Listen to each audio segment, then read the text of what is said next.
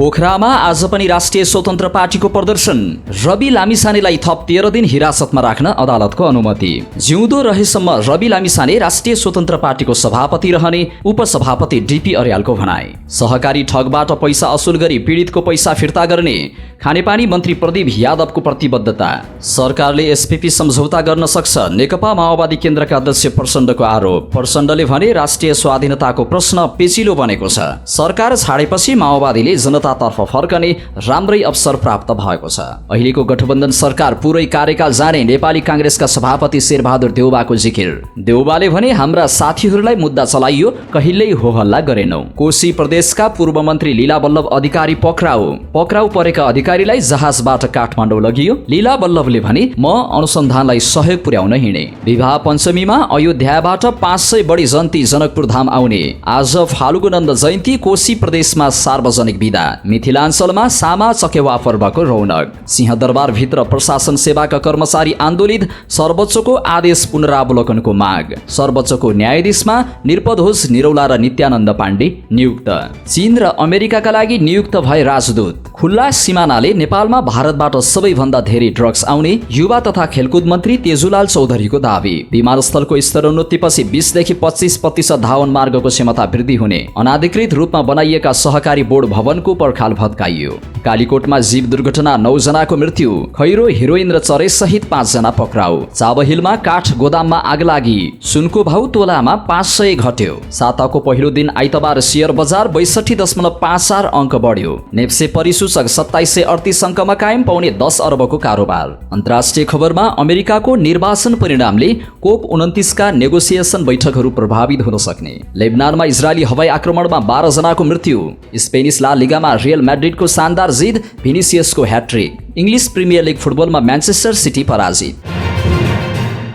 दर्शक महानुभाव नमस्कार। समाचार पार्टी.com को न्यूज बुलेटिनमा यहाँलाई हार्दिक स्वागत छ। म रामशरण नेपाली। सदाको झैं आज पनि हामी उपस्थित भएका छौं आजका मुख्य समाचार, ब्रेकिङ न्यूज अपडेट लगायत तपाईलाई काम लाग्ने, हेर्नै पर्ने महत्त्वपूर्ण समाचार लिएर। हामीलाई अन्तिमसम्म हेर्नुहोला। हाम्रो मेहनतको लागि यो भिडियोमा एउटा लाइक अवश्य गर्नुहोला। हाम्रो च्यानल अहिलेसम्म सब्स्क्राइब गर्नु भएको छैन भने सब्स्क्राइब गर्नुहोला अनि नजिकै आउने बेल आइकनमा क्लिक गर्नुहोला। देश भित्रबाट हेर्दै हुनुहुन्छ भने आफू रहेको गाउँ, ठाउँ, शहर, जिल्लाको नाम लेख्नुहोला। विदेशमा हुनुहुन्छ भने कुन देशबाट हेर्दै हुनुहुन्छ त्यो कुरा तलको कमेन्ट बक्समा कमेन्ट गर्नुहोला। दैनिक रूपमा हेर्नुहुन्छ भने रेगुलर भनेर लेख्नुहोला। आज पहिलो पटक हेर्दै हुनुहुन्छ भने फर्स्ट टाइम भनेर लेखिदिनुहोला। आउनुहोस् दर्शक महानुभाव, आजका मुख्य समाचार सुरु गरौं। पोखरामा आइतबार पनि राष्ट्रिय स्वतन्त्र पार्टीको प्रदर्शन सम्बन्धी प्रसङ्गबाट। पूर्व गृहमन्त्री समेत रहेका राष्ट्रिय स्वतन्त्र पार्टी रासोपाका सभापति रवि लामिछाने पक्राउ विरोधमा आइतबार पनि कार्यकर्ताहरू प्रदर्शनमा उत्रिएका छन्। लामिछानेलाई आइतबार चौथो पटक जिल्ला अदालत कास्कीमा पेश गरिएको छ। पोखराको सूर्यदर्शन सहकारी ठगी प्रकरणमा काठमाडौँबाट कार्तिक 2 गते पक्राउ परेका उनलाई पहिलो पटक कार्तिक 4 गते अदालतमा पेश गरिएको थियो। सभापति पक्राउ विरुद्ध उनका समर्थक सहित कार्यकर्ताले निरन्तर प्रदर्शन गर्दै आइरहेका छन्। राष्ट्रिय स्वतन्त्र पार्टी रासोपाका सभापति रवि लामिछानेलाई थप 13 दिन हिरासतमा राख्न कास्की अदालतले अनुमति दिएको छ। आइतबार कास्की अदालतका न्यायाधीश नवराज दाहालको इजलासले रविलाई थप 13 दिन हिरासतमा राखेर अनुसन्धान गर्न प्रहरीलाई अनुमति दिएको हो। अनुसन्धानका लागि अदालतले पछिल्लो पटक दिएको म्याद सकिएपछि रविमाथि थप अनुसन्धान गर्नका लागि पुनः म्याद थप गरिएको हो। रविसँगै सहकारी ठगी प्रकरणमा हिरासतमै रहेका पूर्व डीआईजी छविलाल जोशी, लीला पछाई र रामकुमार खनाललाई पनि 13 दिन म्याद थप गरिएको छ।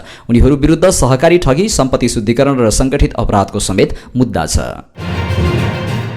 राष्ट्रिय स्वतन्त्र पार्टी रासोपाका उपसभापति डीपी अर्यालले रवि लामिछाने जिउँदो रहेसम्म सभापति रहने बताएका छन्। रविलाई छुटाउन भइरहेको विरोध प्रदर्शनका क्रममा आइतबार अर्यालले रासोपाले अर्को सभापतिको कल्पना नगरेको बताएका हुन्। म यसै मञ्चबाट भन्न चाहन्छु, राष्ट्रिय स्वतन्त्र पार्टीको सभापति रवि लामिछाने जिउँदो रहेसम्म रवि लामिछाने नै हो। उनले भने यसमा कसले कार्यवाहक सभापति पाउँछ पाउँदैन गौण कुरा हो। रवि हिरासतमा वा जेलमा बसे पनि सभापति नै भइरहने उनले बताएका छन्। जेलमै बसेर पार्टी सञ्चालन गरेको, प्रधानमन्त्रीको कुर्सीमै बसेको संसारमा धेरै उदाहरण रहेको दाबी उनले गरे। रासोपाको कार्यवाहक सभापति कसले पाउने भन्ने चर्चा चलिरहेका बेला उनले यस्तो बताएका हुन्। रविलाई अदालतमा आइतबार चौथो पटक उपस्थित गराउँदा रासोपाले पोखराको 0 किलोमिटरदेखि महेन्द्रपुलसम्म विरोध प्रदर्शन गरेको छ।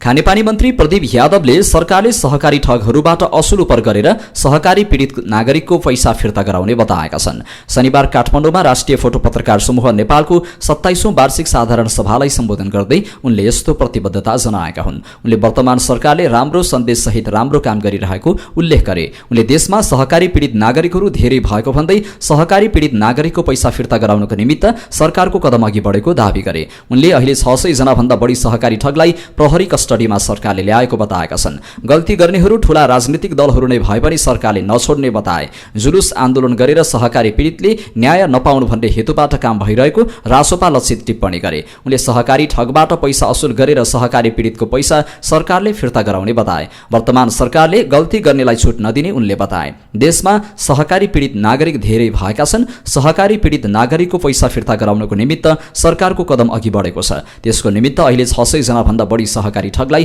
प्रहरी कस्टडीमा सरकारले ल्याएको छ। त्यसमा तपाईहरूको साथ र सहयोग चाहेका छौं। गल्ती गरेको छ भने ठूलो राजनीतिक व्यक्ति पनि मनपर्छ। उनले भने जुन कुनै पार्टीको भए पनि गल्ती गर्ने कानुनी दायरामा आउँछ। यसमा इफ बट छैन।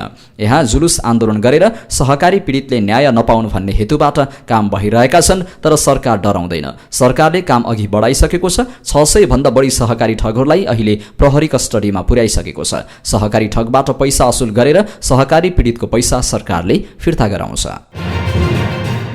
नेकपा माओवादी केन्द्रका अध्यक्ष पुष्पकमल दाहाल प्रचण्डले वर्तमान सरकारले अमेरिकाले प्रस्ताव गरेको स्टेट पार्टनरशिप प्रोग्राम एसपीपी सम्झौता गर्न सक्ने आशंका गरेका छन्। विगतमा केपी शर्मा ओलीले सैद्धान्तिक सहमति समेत दिइसकेको भन्दै प्रचण्डले अब सम्झौता गर्न सक्ने आशंका गरे। आइतबार बिहान मकवानपुरको हेटौडामा आयोजित पत्रकार भेटघाटमा प्रचण्डले भने एमसीसी भन्दा अझ गम्भीर प्रकृतिको अर्को चीज छ, एसपीपी भनिन्छ त्यसलाई। त्यो एसपीपीलाई पनि अहिलेका प्रधानमन्त्रीजीले अघिल्लो पटक नै सैद्धान्तिक सहमति दिइसकेको कुरा अमेरिकन मिडिया आइसकेको छ र अमेरिकन सरकारले त्यसलाई आधिकारिक रूपले पनि भनिसकेको छ। यो गम्भीर चिन्ताको विषय छ।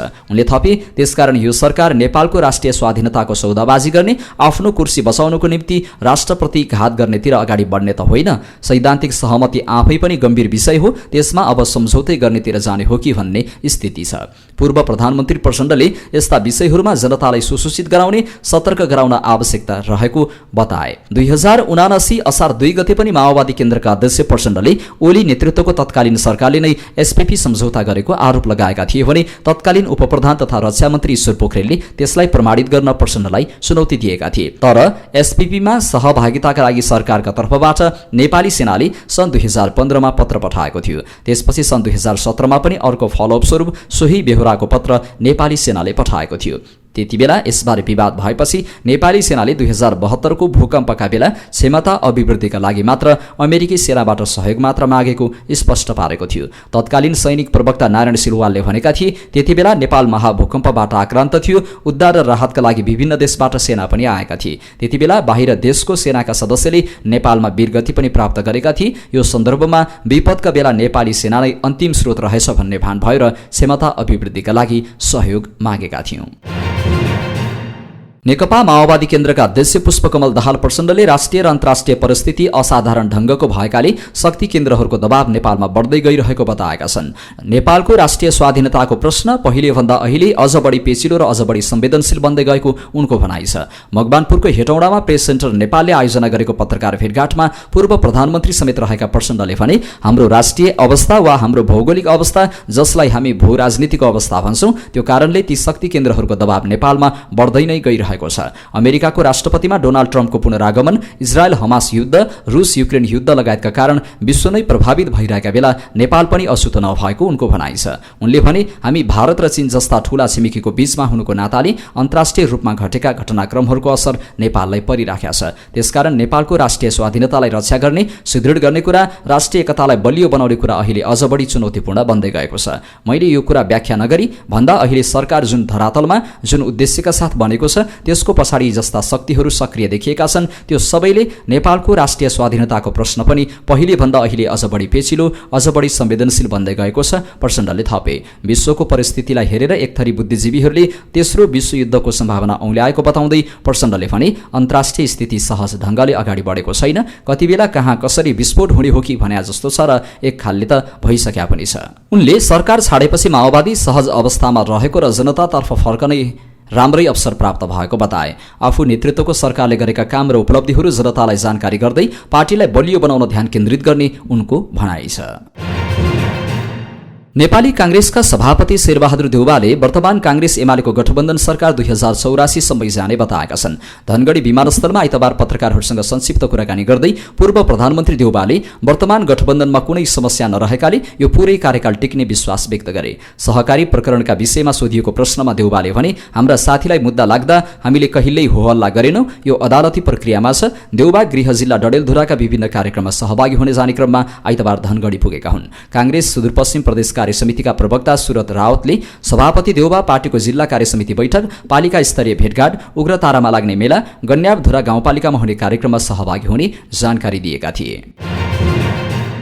कोशी प्रदेशका पूर्व मन्त्री लीलावल्लभ अधिकारी पक्राउ परेका छन्। उनलाई विराटनगर स्थित निवासबाटै पक्राउ गरिएको हो। जिल्ला प्रहरी परिसर काठमाडौँको अनुरोधमा उनलाई पक्राउ गरिएको स्रोतले बताएको छ। अधिकारीलाई प्रहरीले काठमाडौँ पुर्याएको छ। उनलाई थप अनुसन्धानका लागि हवाई जहाज मार्फत काठमाडौँ लगिएको हो। अधिकारीलाई प्रहरीले आइतबार विराटनगरबाट पक्राउ गरेको थियो। प्रहरीको नियन्त्रणमा परिसकेपछि पूर्व मन्त्री अधिकारीले विराटनगरमा पत्रकारहरूसँग आफू प्रहरीलाई सहयोग गर्न काठमाडौँ हिँडेको प्रतिक्रिया दिएका थिए। जिल्ला प्रहरी कार्यालय मोरनका एसपी नारायण प्रसाद चिमोरियाको नेतृत्वमा अधिकारीलाई नियन्त्रणमा लिएको थियो। आइतबार निवासबाटै प्रहरीको नियन्त्रणमा परेका उनले भने, म अनुसन्धानलाई सहयोग पुर्याउन हिँडे, अनुसन्धानलाई सहयोग पुर्याउनु पर्छ, म कानुन मान्ने मान्छे हो, कानुनलाई सहयोग गर्नु मेरो दायित्व हो। उनले अनुसन्धानबाट सत्य तथ्य सबै बाहिर आउने समेत विश्वास व्यक्त गरे। जापानमा मानव तस्करी प्रकरणमा मुछिएसँगै उनी अनुसन्धानको दायरामा आएका हुन्। उनी आन्तरिक मामिला तथा कानुन मन्त्रीकै हैसियतमा गत कार्तिक 13 गते जापान गएका थिए। त्यतिबेला असम्बन्धित मान्छेलाई समेत उनले लगेको पाइएको थियो भने सबैलाई जापानको अध्यागमनले डिपोर्ट गरिदिएको थियो।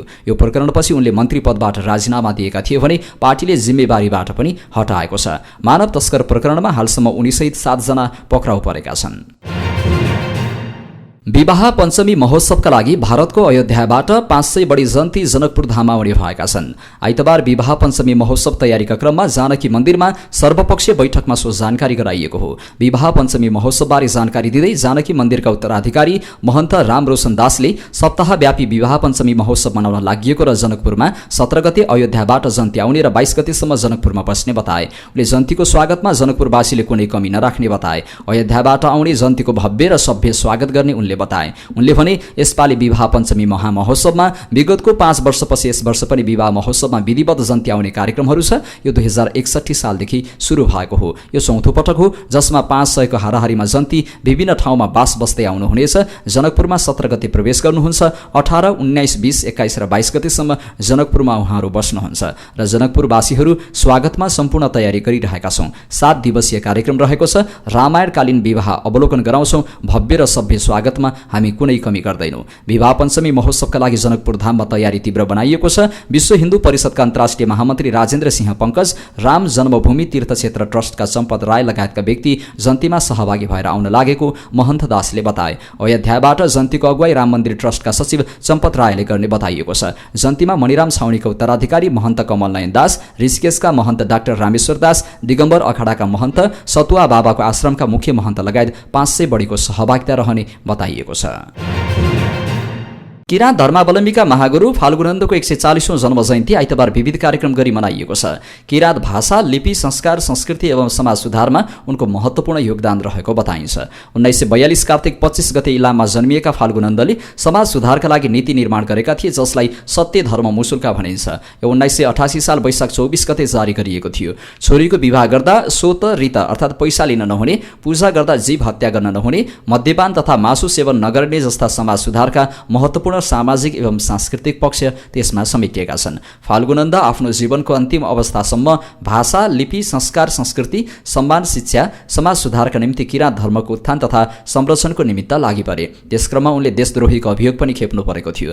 किराँत समाज सुधारका लागि नीति समेत निर्माण गरी योगदान गरेका फाल्गुनन्दको 2005 सालमा निधन भयो। किराँत समाज सुधारमा पुर्याएको योगदानको कदर गर्दै फाल्गुनन्दलाई 2066 मङ्सिर 16 गते सरकारले राष्ट्रिय विभूति घोषणा गरेको थियो। किराँत समुदायको बसोबास रहेको पूर्वी भेगका ताप्लेजुङ, तेह्रथुम, पाँचथर, इलाम, झापा लगायतमा फाल्गुनन्द जयन्ती मनाइन्छ। यो अवसरमा कोशी प्रदेश सरकारले आइतबार सार्वजनिक बिदा समेत दिएको छ। मिथिलाञ्चल क्षेत्रले संस्कृतिको संरक्षणका लागि पहिलेदेखि नै चाडपर्वहरूको आड लिएको पाइन्छ। जीवनको आदर्श र कलात्मक पक्षहरूलाई चाडपर्वसँग गाँसेर राख्ने मैथिली समाजमा कुनै न कुनै पर्वको रमझम हुन्छ। यसै क्रममा ससाना माटाका आकर्षक मूर्तिहरू बनाई मनाइने सामा सकेवा पर्वले कार्तिक महिनाको सन्ध्याकालीन शीतल वातावरणलाई मनमोहक एवं सङ्गीतमय बनाइरहेको छ। मिथिलाञ्चलका चेलीबेटी अहिले लोकपर्व सामा सकेवा पर्वको अवसर पारेर माटोबाट निर्मित कलात्मक मूर्तिसहित लोकगीतको भाकामा झुम्दा सन्ध्याकालीन शरद ऋतुको शीतल वातावरणलाई मनमोहक बनाइरहेको छ। कार्तिक शुक्ल पञ्चमी अर्थात् छठको खरानाबाट सुरु भई 10 दिनसम्म यो पर्व मिथिलाञ्चलका चेलीबेटीले मनाउने गर्दछन्। कार्तिक शुक्ल पूर्णिमासम्म विभिन्न सुरिला गीतहरू गाएर सखी सहेलीहरूसँगै सामा सकेवा पर्व मनाइन्छ। यो पर्वको वास्तविक नाम श्यामा चकेवा रहे पनि लोक भाषामा यसलाई सामा चकेवा भन्ने गरिन्छ। सामा चकेवामा श्रीमान श्रीमतीको सम्बन्धमा चुगली लगाउने चारू बक्र अर्थात् चुगलाको जुङ्गालाई डढाउने गरिन्छ। बहिनी मिलेर आगो लगाई डढाउँदै घृणाले गीत गाउँछन्। यसका साथै आफ्नो भाइको पुरुषार्थको गीतकै माध्यमबाट प्रशंसा समेत गर्ने गर्दछन्। कार्तिक पूर्णिमाका दिन बहिनी आफ्नो भाइलाई निमन्त्रणा दिन्छन्। भाइले घुँडामा राखेर सबै मूर्ति तोड्छन् र ती मूर्तिहरूलाई ज्योतिको खेतमा विसर्जन गरिन्छ। बहिनीले भाइलाई चिउरा, दही, मिष्टान्न, सक्खरको भोजन गराउँछन्। यसलाई मैथिलीमा फाँरभरी भन्ने गरिन्छ। सामा सकेवा पर्वलाई भाइ बहिनी बीचको अगाध प्रेमको प्रतीकका रूपमा लिइन्छ। पछिल्लो समय समाजमा बढ्दै गइरहेको कटुताका बीच यो पर्वले प्रेमको सन्देश दिने गरेको छ। पछिल्लो समय मिथिलाञ्चलको लोकपर्वको रूपमा रहेको सामा सकेवा पर्व लोपोन्मुख अवस्थामा पुगेको छ। यस्ता लोकपर्वहरूलाई जगेर्ना गर्न सके मधेसको पर्यटन क्षेत्रको विकासमा समेत सहयोग पुग्ने भएकाले सामा सकेवा पर्वको संरक्षणतर्फ राज्यले समेत चासो देखाउनु आवश्यक रहेको कतिपयको भनाइ छ। भगवान कृष्णका छोरा साम्ब र छोरी श्यामा बीचको स्नेहको प्रतीकका रूपमा यो पर्वलाई लिइन्छ। यो पर्व श्यामा र साम्ब बीचको अगाध स्नेहकै स्मरणमा मिथिलाञ्चलमा मनाउने गरिन्छ। सामा सकेवा पर्वको विषयमा पद्मपुराण, स्कन्द पुराण लगायतका धार्मिक ग्रन्थहरूमा उल्लेख गरिएको छ।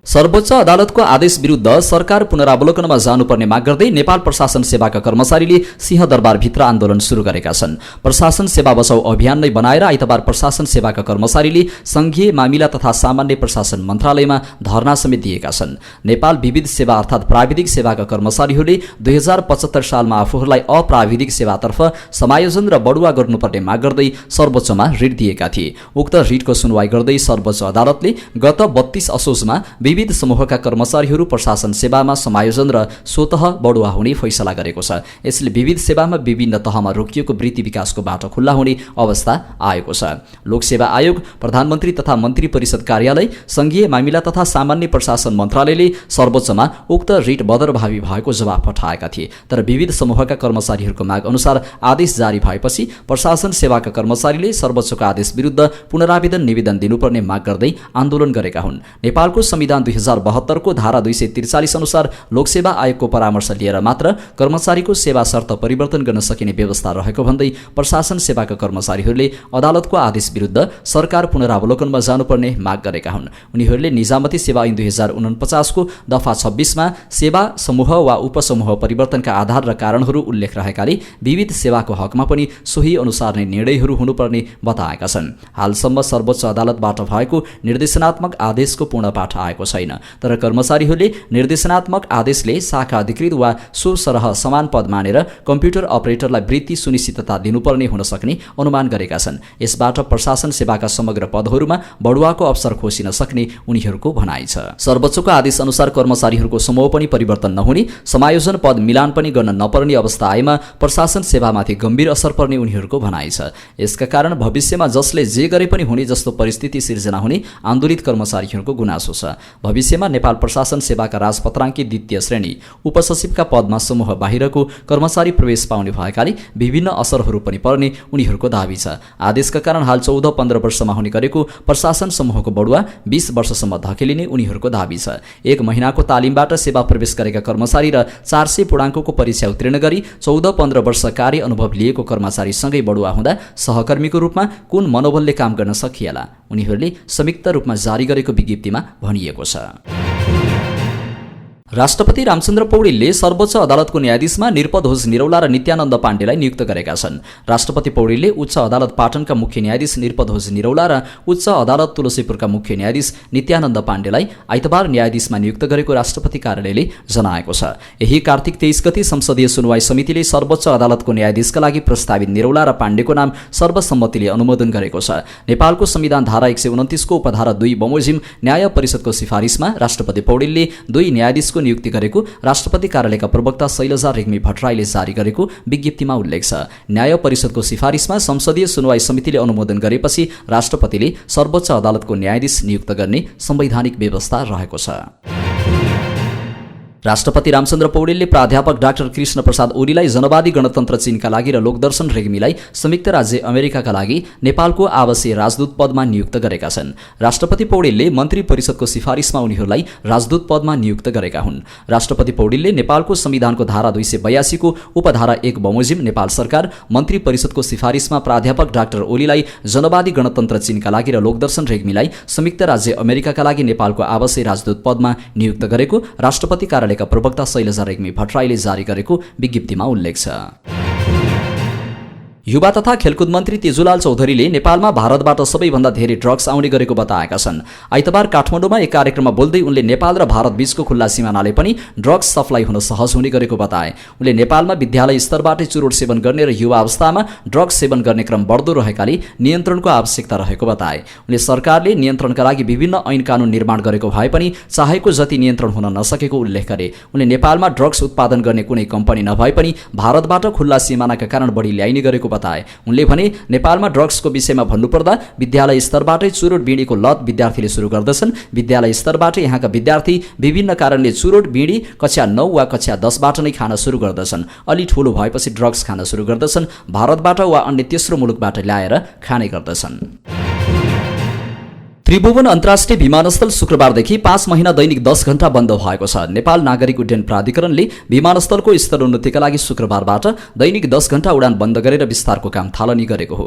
प्राधिकरण अन्तर्गतको हवाई यातायात क्षमता अभिवृद्धि आयोजनाले विमानस्थलको दक्षिण पश्चिमतर्फ समानान्तर ट्याक्सीवे, उत्तरतर्फको इन्टरनेसनल एप्रोन र विमानस्थलको पूर्वतर्फको ह्याङ्गर एप्रोन गरी 3 प्याकेजमा विमानस्थलको स्तरोन्नतिको काम थालनी गरेको हो। प्राधिकरणले एसियाली विकास बैंकको ऋण सहयोगमा 15 अर्ब खर्च हुने गरी काम थालनी गरेको छ। स्तरोन्नतिका क्रममा राति 10 बजेदेखि बिहान 8 बजेसम्मका सबै उडान बन्द हुनेछन्। प्राधिकरण अन्तर्गतको हवाई यातायात क्षमता अभिवृद्धि आयोजना प्रमुख दिपेन्द्र श्रेष्ठले विमानस्थल स्तरोन्नतिले विमानस्थलको क्षमता अभिवृद्धि अर्थात् रनवे र ट्याक्सीवेको क्षमता वृद्धि हुने बताए। उनले एयर ट्राफिक कन्ट्रोलरहरूलाई एयर ट्राफिक व्यवस्थापन गर्न धेरै सजिलो हुने हुँदा सुरक्षामा पनि अभिवृद्धि हुने उल्लेख गरे। उनले विमानस्थलको मुख्य धावनसँगै समानान्तर हुने गरी 75 मिटरमा ट्याक्सीवे बनाउन लागि बताए। उनले उडान सुरक्षामा कुनै खतरा उत्पन्न नहोस् भनेर उडान बन्द गरी विमानस्थल स्तरोन्नतिको काम गर्न लागेको उल्लेख गरे। उनले त्रिभुवन अन्तर्राष्ट्रिय विमानस्थल 10 घण्टा बन्द हुँदा भैरवा स्थित गौतम बुद्ध अन्तर्राष्ट्रिय विमानस्थल र पोखरा अन्तर्राष्ट्रिय विमानस्थलहरूबाट विमान सञ्चालनहरू गर्न सकिने बताए। नेपाल एयर ट्राफिक कन्ट्रोलर सङ्घका अध्यक्ष तथा त्रिभुवन अन्तर्राष्ट्रिय विमानस्थल नागरिक उड्डयन कार्यालयका प्रबन्धक विपिन बज्राचार्यले विमानस्थल स्तरोन्नति हुँदा रनवे अकुपेन्सी 1.5 मिनेटको समय घट्ने बताए। उनले विमानस्थलमा हुने विमान डिले, ट्याक्सीवेमा हुने डिले समेत कम हुने उल्लेख गरे। उनले एयर ट्राफिकहरूले सहज रूपमा एयर ट्राफिक कन्ट्रोल गर्न सक्ने अवस्था हुने बताए। उनले प्राधिकरणले गर्न लागेको विमानस्थलको क्षमता अभिवृद्धिले एयर ट्राफिक कन्ट्रोलर र वायुसेवा सञ्चालकहरूलाई बढी फाइदा रहेको उल्लेख गरे। वायुसेवा कम्पनीहरूलाई आर्थिक रूपमा पनि फाइदा हुने उनले उल्लेख गरे। विमानस्थल स्तरोन्नति गर्न दैनिक 10 घण्टा विमानस्थल बन्द हुँदा 30% सम्म उडान कटौती हुने भन्दै वायुसेवा सञ्चालकहरूले भने असन्तुष्टि जनाइरहेका छन्। विमानस्थल सञ्चालन समय घटाउँदा 30% सम्म उडान कटौती हुन्छ, तर विमानस्थल विस्तार र पूर्वाधार निर्माणले जहाज आवाजाव तथा दीर्घकालीन ट्राफिक व्यवस्थापनमा सहज हुन्छ। विमानस्थल बन्द भए पनि त्रिभुवन अन्तर्राष्ट्रिय विमानस्थलको विकल्पमा गौतम बुद्ध अन्तर्राष्ट्रिय विमानस्थल र पोखरा अन्तर्राष्ट्रिय विमानस्थल रहेका छन्। ललितपुरको हरिहर भवन स्थित राष्ट्रिय सहकारी विकास बोर्ड भवनमा अनाधिकृत रूपमा बनाइएको पर्खाल भत्काइएको छ। जिल्ला अदालत, उच्च अदालत र सर्वोच्च अदालतले समेत सो पर्खाल अनाधिकृत रूपमा बनाएको फैसला सुनाएपछि ललितपुर महानगरपालिकाले आइतबार बिहान डोजरले सो भवनको सडकतिरको पर्खाल भत्काएको हो। 2073 साल पुस 18 गते अनाधिकृत रूपमा बनाइएको सो भवनको पर्खाल सर्वोच्च अदालतले समेत भत्काउने आदेश दिएपछि आइतबार डोजर चलाएर भत्काइएको नगर प्रहरी प्रमुख सीताराम हासेतुले जानकारी दिए। सहकारी विकास बोर्डले यो अनाधिकृत रूपमा बनाएकाले ललितपुर उपमहानगरपालिकाको तत्कालीन उपमहानगरपालिकाको निर्णयअनुसार अहिलेसम्म विभिन्न कारणले मुद्दाहरू हाल्यो। सो अनाधिकृत रूपमा भत्काइएको पर्खाल भत्काउने क्रममा ठूलो संख्यामा नगर प्रहरी परिचालन गरिएको थियो। यसैबीच स्थानीयवासीले पनि सो बोर्ड भवनले आफूहरूको घर जाने सडक समेत मिच्ने काम गरेको भन्दै असन्तुष्टि जनाएका थिए। स्थानीय सरला राज भण्डारीले बोर्ड भवनले आफूहरूको घर जाने सडक बाटो समेत मिचेको दावी गर्दै आफूहरूमाथि न्याय गर्न ललितपुर महानगरपालिकालाई अनुरोध गरेका छन्। कालीकोटको पलाता गाउँपालिकामा आइतबार दिउँसो बोलेरो जीव दुर्घटना भएको छ। दुर्घटनामा 9 जनाको घटनास्थलमै मृत्यु भएको स्थानीयलाई उद्धृत गर्दै प्रमुख जिल्ला अधिकारी नारायण प्रसाद भट्टराईले जानकारी दिए। मृतकको नाम र पहिचान खुलेको छैन। घटनास्थलतर्फ प्रहरी सेनाको टोली गएको छ। दुर्घटनामा अन्य केही घाइते भएको प्रमुख जिल्ला अधिकारी भट्टराईले जानकारी दिए। जिल्ला प्रहरी कार्यालय कैलालीबाट खटिएको टोलीले खैरो हिरोइन र चरेसहित 5 जनालाई नियन्त्रणमा लिएको छ। कैलालीको धनगढी उपमहानगरपालिका 2 रामजानकी मन्दिर नजिकबाट सोही स्थानमा बस्ने 23 वर्षीय रोशन खड्का, 16 वर्षीय देव शर्मा र 21 वर्षीय अमित शर्मालाई शंका लागि चेक जाँच गर्दा निजहरूको साथबाट शुद्ध तौल 150 मिलिग्राम खैरो हिरोइन, 1 ग्राम 560 मिलिग्राम चरेस फेला परेपछि उनीहरूलाई नियन्त्रणमा लिएको हो। साथै धनगढी उपमहानगरपालिका 3 भन्सार नजिकबाट धनगढी 13 बस्ने 19 वर्षीय निरज राणा र 21 वर्षीय सुनिल राणालाई 5 ग्राम 840 मिलिग्राम लागु औषध खैरो हिरोइन र 5 ग्राम 990 मिलिग्राम खैरो हिरोइन, 1 ग्राम 560 मिलिग्राम चरेस सहित पक्राउ गरिएको हो। निज 5 जनालाई नियन्त्रणमा लिई आवश्यक कारबाहीको लागि हिरासतमा राखी थप अनुसन्धान भइरहेको प्रहरीले जानकारी दिएको छ। काठमाडौँ महानगरपालिकाको चाबहिलमा एक काठ गोदाममा आगलागी भएको छ। काठमाडौँ महानगरपालिकाको नगर प्रहरीका अनुसार चाबहिलको सरस्वती नगरमा एक फर्निचर उद्योग र काठ गोदाममा आगलागी भएको हो। अहिले महानगरको 4वटा दमकलसहित सुरक्षाकर्मीको टोली आगो निभाउन खटिएको नगर प्रहरी उपरीक्षक विष्णु जोशीले जानकारी दिएका छन्। सुनको भाउ तोलामा 500 रुपियाँ घटेको छ। नेपाल सुनचाँदी व्यवसायी महासंघले आइतबारका लागि सुनको भाउ प्रति तोला 1,66,000 रुपियाँ तोकेको थियो। यसअघि शुक्रबार 1,66,500 रुपियाँ थियो। यसअघि कार्तिक 15 गते सुनको भाउ हालसम्मकै उच्च 1,71,000 रुपियाँसम्म पुगेको थियो। त्यस्तै चाँदी तोलामा 20 रुपियाँ घटेको छ। अघिल्लो दिन प्रति तोला 1980 रुपियाँ रहेको चाँदी यस दिन 1960 मा झरेको छ।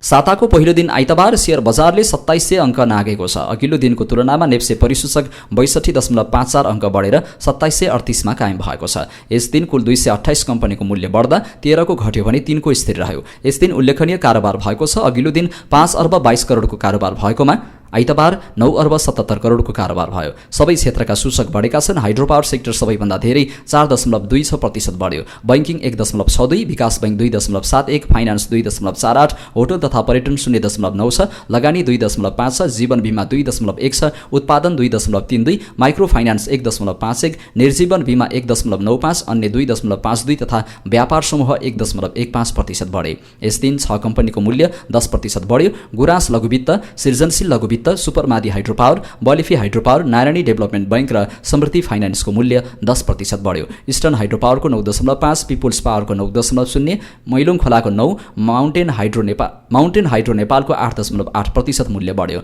समाज लघुवित्तको 4.8, मिथिला लघुवित्तको 4.1 तथा कुथेली बुकरी स्मल हाइड्रो पावरको 3% मूल्य घट्यो। कारोबार रकमका आधारमा सानीमा जीआईसी इन्स्योरेन्स, समृद्धि फाइनान्स, गादी ग्रुप, एसआईडीसीएल प्रोमोटर र साहस ऊर्जा क्रमशः अगाडि रहे। अब अन्तर्राष्ट्रिय खबर। जलवायु परिवर्तन सम्बन्धी संयुक्त राष्ट्रसङ्घीय संरचना महासन्धि UNFCCC का पक्षी राष्ट्रहरूको सम्मेलन COP29 सोमबारदेखि सुरु हुँदैछ। अजरबैजानको बाकुमा हुने सम्मेलनमा राष्ट्रपति रामचन्द्र पौडेलको नेतृत्वमा नेपाली टोली सहभागी हुँदैछ। सम्मेलनमा नेपालले जलवायु वित्तको नयाँ लक्ष्य निर्धारणसँगै अनुकूलन, न्यूनीकरण र पर्वतीय क्षेत्रको समस्यालाई विशेष प्राथमिकताका साथ उठाउने भएको छ।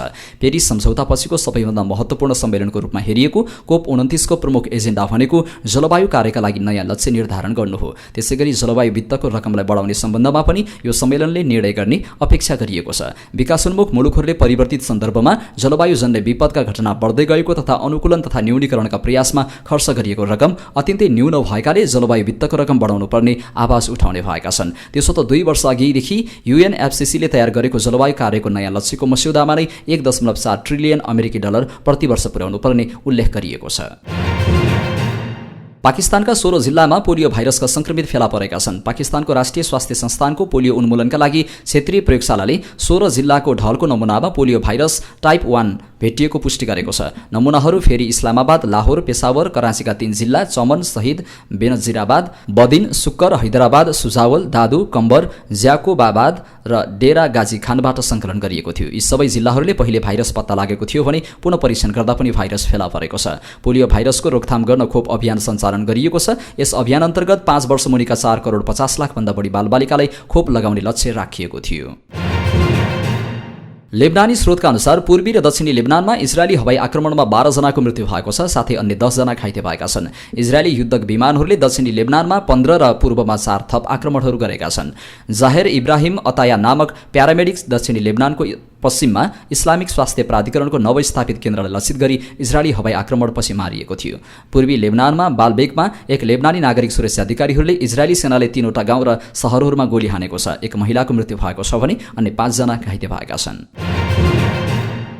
रियल म्याड्रिडले स्पेनिस ला लिगामा ओसासुनामाथि शानदार जित दर्ता गरेको छ। शनिबार राति भएको खेलमा भिनिसियस जुनियरको ह्याट्रिक मद्दतमा रियलले ओसासुनामाथि 4-0 को फराकिलो जित हात पारेको हो। रियलको जितमा भिनिसियसले ह्याट्रिक गर्दा जुडे बेलिघमको नाममा 1 गोल रह्यो। खेलको पहिलो हाफमा 2 गोल गरेको रियलले दोस्रो हाफमा थप 2 गोल गरेको थियो। खेलको 34औं मिनेटमा भिनिसियसको गोलमा रियलले सुरुवाती अग्रता बनाएको थियो। 42औं मिनेटमा जुडको गोलमा रियलले अग्रता दोब्बर पारेको थियो। तर खेलको 61 र 69औं मिनेटमा भिनिसियसले 2 गोल गर्दै ह्याट्रिक पूरा गरी रियलले शानदार जित दर्ता गरेको खेलमा एडर मिलिटाओले भने घुँडामा चोट बोक्न पुगे। ब्राजिलका सेन्टर ब्याक उनको दाहिने घुँडामा चोट बोकेका थिए। उनको इन्टेरियर क्रुसिएट लिगामेन्ट एसिएल च्यातिएको छ। खेलपछि रियलले एक विज्ञप्ति जारी गर्दै उनको एसिएल र मिनिस्कस गएको बताएको छ। उनको छिट्टै शल्यक्रिया हुनेछ।